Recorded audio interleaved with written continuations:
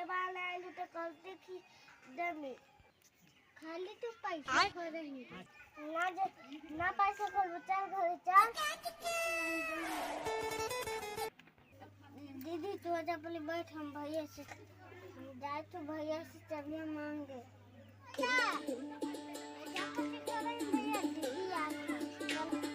दीदी आई लो लावा भैंसिया के गोटिया दे जो